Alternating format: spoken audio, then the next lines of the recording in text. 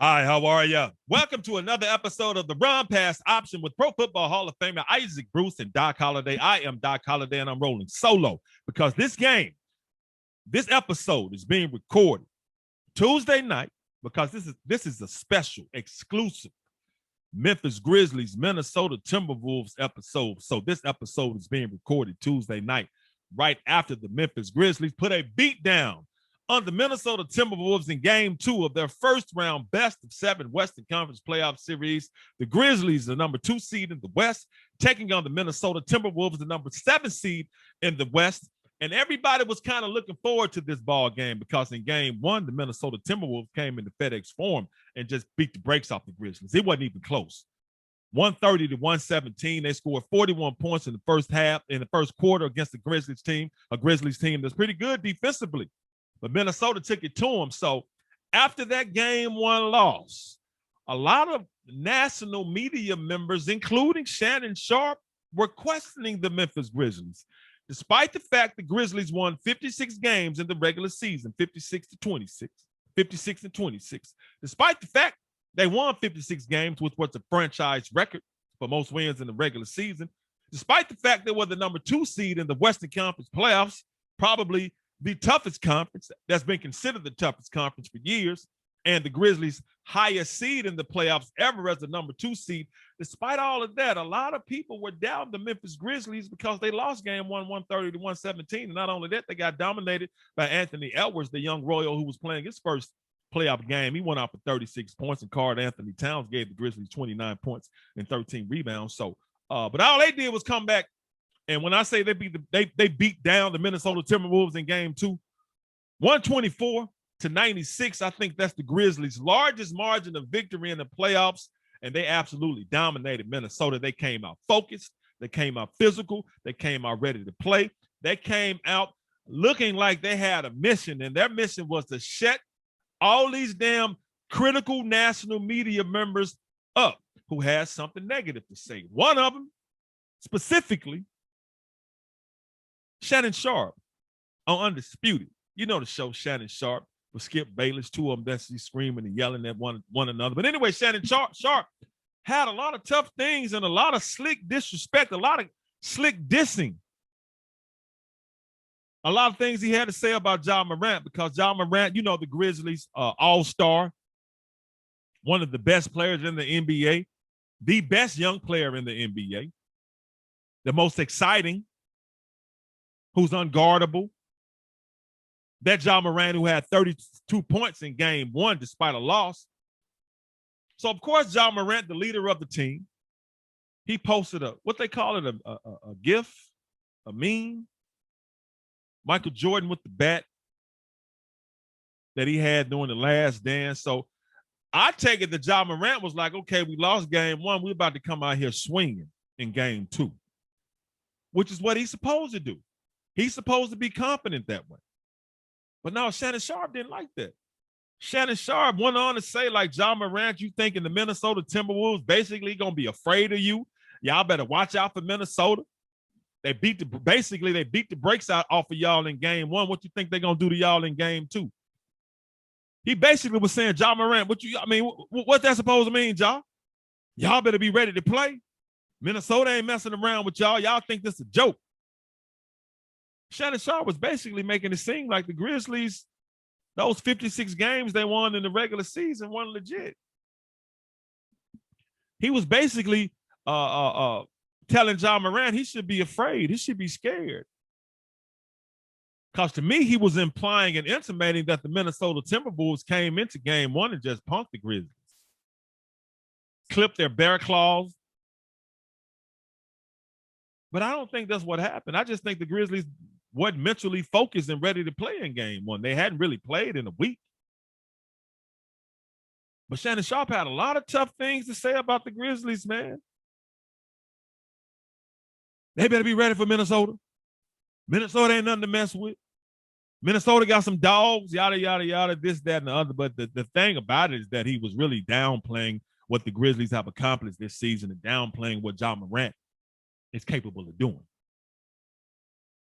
So all Ja Morant did, and it's your fault, Shannon Sharpe, was go out there and put that work on the Timberwolves. Dude damn near messed around and had a triple-double. Let me look at his stats. 23 points, 10 assists, 9 rebounds. And he could have had a triple-double if the game wasn't a blowout. If the game was close, he would have had a triple-double because he would have stayed in the ball game. But I think head coach Taylor Jenkins took him out with about 4 minutes left in the game, maybe. 1 rebound shy of a triple-double. So not only was Ja Morant not scared of Patrick Beverley and his physical play and what the Minnesota Timberwolves can bring, because they played physical, they played tough. Not only did he show Shannon Sharpe and everybody else that he wasn't scared, he showed that he was a real dog out there. Because you know what he was doing? Driving the lane, attacking cats in the paint, bodying them up, hanging, hitting circus, athletic shots, doing what he does. That little thin frame, stronger than what you think. So Shannon Sharpe, that's your fault Minnesota got run up out of the FedEx Forum. But I ain't going to give you credit for the Grizzlies playing the way they played, because I feel like they were going to play that way anyway, regardless of who said what, because that's just what they do. They're used to being the underdogs. They're used to people doubting them. Just like here in Memphis. I'm born and raised in Memphis. Been here my entire life. And I left when I went to go play NFL football and CFL football and left for a couple of years. But basically, I've been here. Born and bred in Memphis, inner city Memphis. Memphis, Memphis, Memphis. The most beautiful place on earth. Like my boy Donnie Young, my guy Donnie Young said. So you didn't think that they were going to respond after getting embarrassed on their home court in game 1 as the 2 seed versus the 7 seed? So not only did Ja Morant just come out and ball out, we can talk about his 23 points, but his 10 assists, dude was throwing dimes. I mean, he was throwing some beautiful passes. He was showing all his athletic ability, knocked down a couple of threes, knocked down a couple of step backs. And if Ja Morant gets the step back game in his game, it's over for everybody else. So Shannon Sharpe questioning the Memphis Grizzlies' toughness and their authenticity of being one of the best teams in the NBA.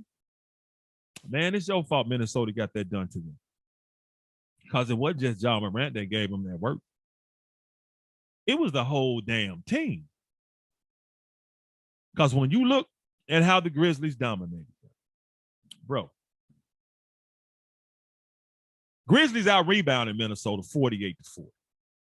Now, that rebound advantage doesn't seem like a lot, but when you look at the offensive rebounds, the Grizzlies had 14 offensive rebounds. The Timberwolves had 4.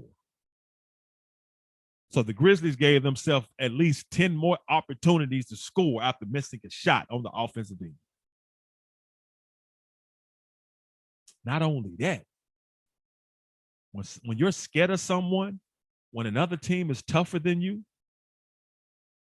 you don't dominate them in the paint like the Grizzlies did. The Grizzlies absolutely crushed Minnesota in the paint, 60-34. The Grizzlies scored 60 points in the paint. Minnesota only scored 34. You know what that tells me? The Grizzlies were mano a mano. Let's go in the paint and battle, because that's where the work is done. That's where the bodies are. Their point guard, Ja Morant, kept going to the rim, kept trying to get to the rim against Patrick Beverley. And I like Patrick Beverley because Patrick Beverley is the type of player you want on your team. You only dislike him because he plays for the other squad. This is what I like about Patrick Beverley, because he's a dog. He's a warrior. He's going to play hard. And he plays Ja Morant hard. And he tries to play him physical. And he's supposed to. But Ja didn't back down. Ja hasn't backed down. So that's 32 points for Ja in the first game against Patrick Beverley and the Minnesota Timberwolves, 23 points in game 2. That's 55 points in 2 games. So Ja don't seem to be afraid to me. The Grizzlies don't seem to be afraid to me. Because Anthony Edwards, Karl Anthony Towns, two very, very good basketball players. Like I said, they dominated the Grizzlies in game one. Anthony Edwards had 36. Karl Anthony Towns had 29 points and 13 rebounds. They had their way. They combined for 65 points. They didn't combine for 65 points in game two. Edwards just couldn't get it going. He couldn't get it going because the Grizzlies was in his chest. Grizzlies was playing physical with him. Edwards was turning the ball over. They was putting their pressure on him. He had 20 points, 6 rebounds. Towns, 15 points, 11 rebounds. Each one of them had 5 turnovers. You know why they had 5 turnovers apiece? Because they're Grizzlies defense, they're Grizzlies physicality, they're Grizzlies focus, they're Grizzlies discipline, they're Grizzlies grown manish. They were being grown men out there. They weren't playing scared. They weren't playing worried about Minnesota. They respected them, but they weren't playing scared or worried about them like Shannon Sharp was saying they should be. They should be concerned. He heaped a whole lot of praise on Minnesota in game one, which they deserve some credit, but all the praise you gave them was really derogatory towards the Grizzlies.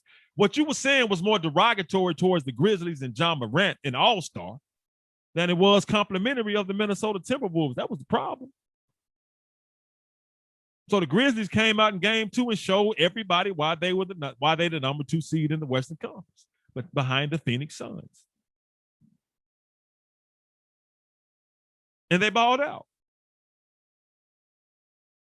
Not only did Ja play well, Jaren Jackson Jr., 16.7 rebounds. Similar stats from game one. But the thing about it, Jaren played with a lot of energy, confidence, put back dunks, running the floor, getting his hand on balls, rebound, knocked down a couple of shots, big shots when we needed them, when the Grizzlies needed them. Desmond Bane doing what he does, 16 points. But it was that Grizzlies bench. That Grizzlies bench stepped up. Because the Timberwolves bench outscored the Grizzlies bench in game one. Not in game two. Grizzlies got 60 points from their bench players. Minnesota got 43 from theirs. I think the Grizzlies put 7 players in double figures. But coming off the bench, Brandon Clark gave us 13 points. Xavier Tillman, big dog, didn't play at all in game one. Needed him in game two because Steven Adams, this is basically not his series. So Xavier Tillman comes in after not playing in game one, gives the Grizzlies 13 points and 7 rebounds, but not only that, he bodied Karl Anthony Towns, put a big body on him. Frustrated KAT at times because Xavier Tillman is a big dude, put a big body on him. He was huge. Tyus Jones, he comes in, man, he just does what he does. Always solid, 10 points. De'Anthony Melton, 7 points, but he came in and knocked down a 3, man, and just sweet stroke. Then Zaire Williams, 13 points. It was just an utter, thorough beatdown of the Memphis Grizzlies by the Memphis Grizzlies of the Minnesota Timberwolves. I mean, they dominated pretty much every category. They just dominated the ball game. And Anthony Edwards, once again, man, that young Royal can hoop, but they was in his chest. A couple of times you can tell he was pressing. He wanted to make something happen, losing the ball on his dribble, unforced turnovers, taking some bad shots because he wanted to make something happen. But they didn't get the same kind of free reign they got in game one. In game two, the Grizzlies were battling. They were battling on the boards. They were battling in the paint. They were battling on the perimeter. They tried to contest every shot, every possession, every defensive possession. They were being defensive. Every time Anthony Edwards got it, somebody was in his chest. Now, he got loose, did some things, and Kyle Anderson got on him. Kyle Anderson just can't stay with him. So he had a little spurt, I think, in the second quarter, maybe. Shot, dunk, you know what I'm saying? Like he was about to get going. But the Grizzlies clamped right back down. They stayed focused. It just wasn't going to happen. So that was an impressive game because it was an ugly game. It started real ugly. The referees, that's what absolutely tripping. I don't know what they was on. They called so many fouls in the first quarter. I think the first quarter lasted almost an hour, if not an hour. They were calling so many fouls that game didn't have any fluidity, any rhythm at all in the first quarter. It was just ugly. And the reason why it was ugly because the referees made it ugly. Every time they took a breath, they was breathing into that damn whistle. They were every time. But second quarter, team's able to get a little something going, get a little flow going. But the game was ugly because referees made it ugly. But the Grizzlies' ugly was prettier than the Timberwolves' ugly. And it was just an impressive game from the Memphis Grizzlies, the way to bounce back that way. Because the thing about it, man, I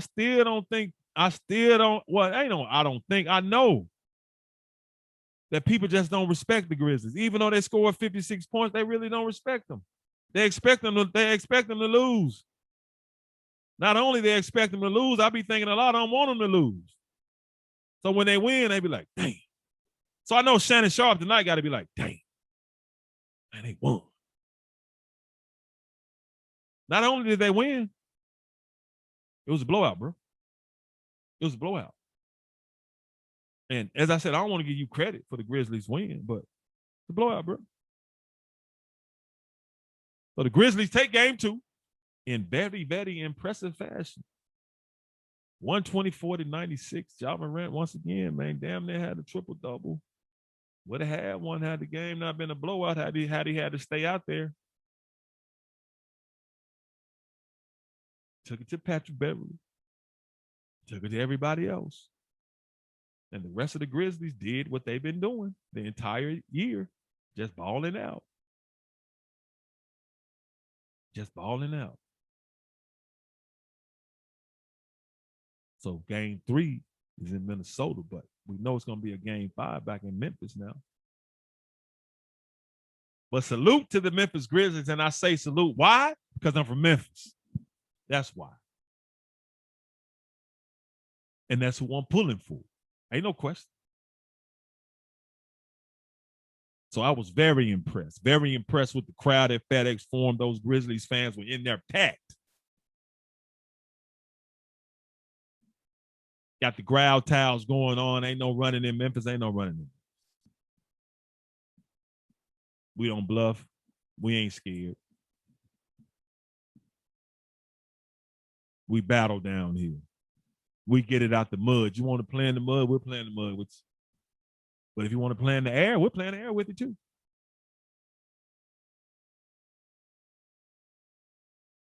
So, very impressive game 2 win by the Memphis Grizzlies to tie this series up at 1 apiece.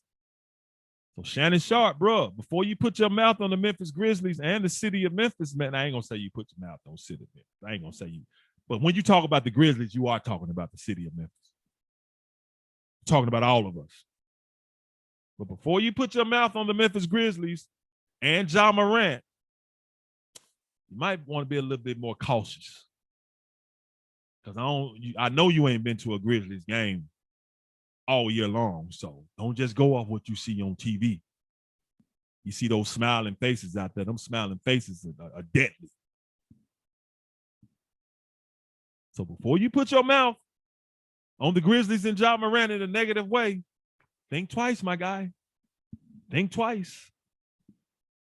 Because they're not playing. So the Grizzlies beat the hell out of the Timberwolves, 124-96. Series now tied at 1 game apiece. A couple of more NBA games were going on a Tuesday. In the West, one of them in the West, the number 1 seed, the top seed in the West, they got cracked New Orleans Pelicans take them down. You see me looking. That's why I'm looking. 125 to 114. Brandon Ingram goes off for 37. So that series is now tied at 1 apiece. So Shannon Sharp, are you going to say something about Phoenix? They just got beat. Beat down. But Devin Booker did get hurt. I see he left with a hamstring tightness. So without Devin Booker, that's a different squad. Still, it's the playoffs, got to play. So the Pelicans beat the Suns 125 to 114. And the Heat beat the Hawks 115 to 105. Let me check that box score, though, because the Heat now up 2-0, but I want to see what Trae Young did, because I think he only scored like 8 damn points in game 1. It ain't like Trae Young. Let me see what he did in game 2. They lost, so it really don't matter, but let me see. Oh, he had 25 points, 10 to 20 from the field, but only 2 of 10 from 3-point range. Damn, he was negative 11. They were negative 11 when he was in the game. That's it. Grizzlies win 124-96. Suns lose 125 to 114. And the Heat win 115 to 105. So now the Heat up 2-0 over the Atlanta Hawks. Grizzlies and T-Wolves 1-1. Suns and Pelicans 1-1. So here we go. Yeah. What a happy night for me because the Grizzlies won. And that's going to do it for another edition of the Run Pass Option with Pro Football Hall of Famer Isaac Bruce and Doc Holliday. Till next time. Oh, hold on. Whoa. We talk sports because we know sports. I'm out.